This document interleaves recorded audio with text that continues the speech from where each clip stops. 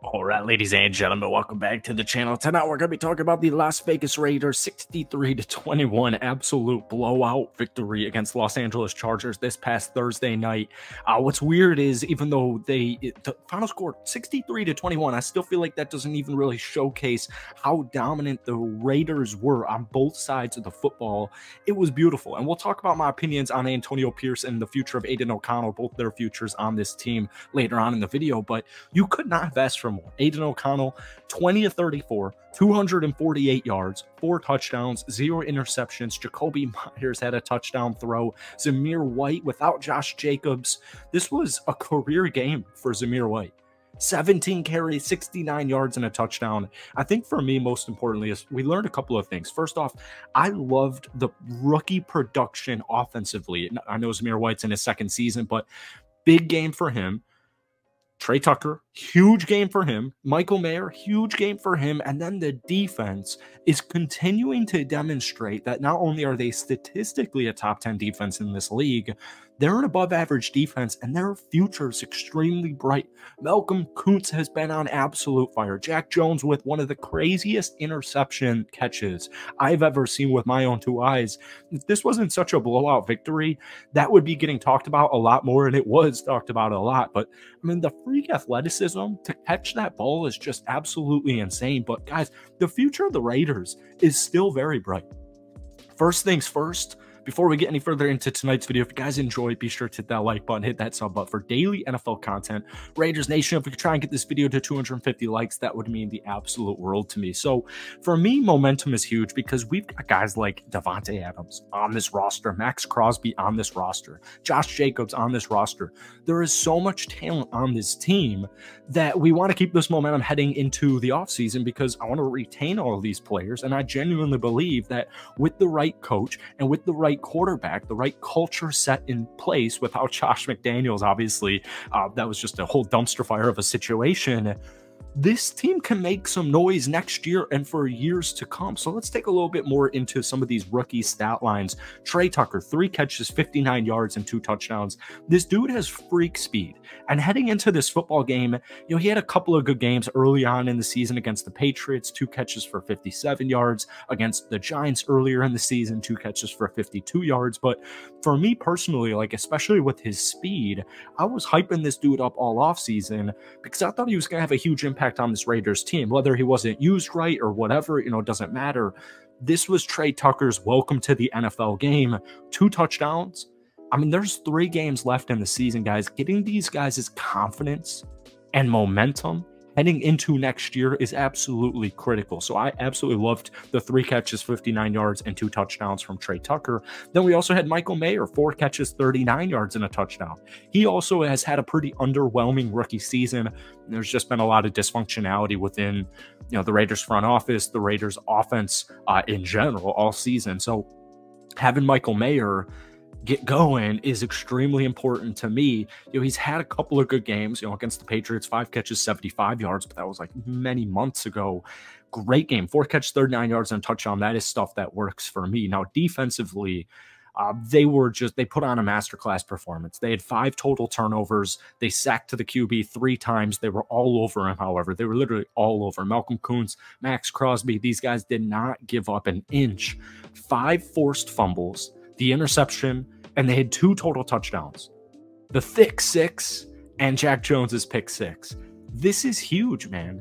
The Raiders defense heading into this season and the Raiders defense in general, when we look at the past 20 years, it's always been their issue. They have these competent offenses, Derek Carr especially, and the defense, it felt like, always lets them down. This season, it has been the complete flip-flop, all right? The Raiders offense is putting up just 19 points per game. That's 25th in the NFL. They're only giving up 20 points on defense. That's 8th in the league. Their defense, even with statistics aren't all that great, but the eye test proves to me that there are pieces on this team that are going to make an impact. And if they can continue to bolster it, fill in the holes, improve week to week, game by game, whatever, season to season, I think the future of this defense is extremely bright. Antonio Pierce has done a phenomenal job this season since he's come in, especially as interim head coach, to get this defense just hungry. get hungry, man. I loved what I saw. 5 forced fumbles. I don't care if you're playing Justin Herbert. I don't care if you're playing a backup quarterback. It doesn't matter. The defense was all over it. So this has a lot of Raiders fans kind of questioning a couple of things. Now we're still going to learn all this stuff. You got a really difficult 3-game stretch. All 3 of them playoff teams, 2 games on the road. Next Monday night, you take on divisional rival, the Kansas City Chiefs. You follow that up on New Year's Eve at the Indianapolis Colts, and then the final game of the season at home against the Denver Broncos. This is, I mean, Antonio Pierce is coaching for his job, and Aidan O'Connell is kind of playing for, not necessarily 100% the starting role next season, but I got to say, heading into this game, I did not think Antonio Pierce was going to be the guy. I think Antonio Pierce is a great leader of men. However, I did hear like a comparison saying, substitute teacher, these guys, kind of just rubs off. Eventually, you want to play hard for Antonio Pierce. You want to play hard because it's not Josh McDaniels. Get that momentum going back, get that swagger back. But I don't think Antonio Pierce is the future coach of the Raiders. Now, I will say this, if they could go out there and actually get a Ben Johnson, if they could go out there and get a great offensive mind, I would feel a little bit differently. However, even with that being said, the last 2 head coaches, Gruden, who I think did a phenomenal job, and I hate that departure. I hate how that whole situation ended. I would actually love John Gruden to be the head coach of the Raiders next season and for the foreseeable future. Especially Josh McDaniels, like it's this offensive guru, it's this genius offensive mind. And this season, since Tom Brady retired and since Josh McDaniels was in his 2nd year, we're kind of learning a couple of things like, oh, you know what? Maybe it wasn't always Bill Belichick and Josh McDaniels. Maybe it really was Tom Brady. Tom Brady is the clear-cut GOAT at this point.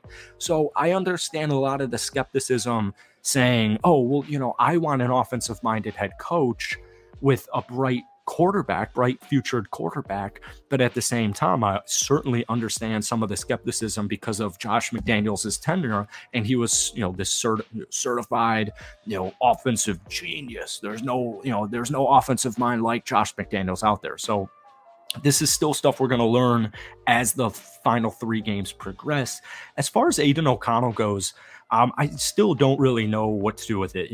The Raiders offensive line, especially going up against Khalil Mack, they did a phenomenal job. And I think everybody would at least agree with the statement of if Aidan O'Connell is given enough time, he can certainly make some throws.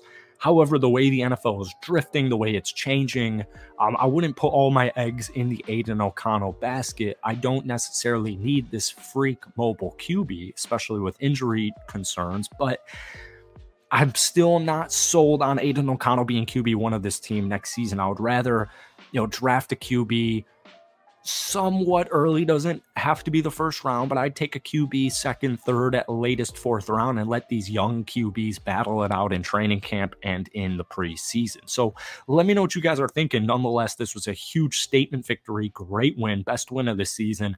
That's it from me. Hit that like button, hit that sub button for daily NFL content, and we will see you next time.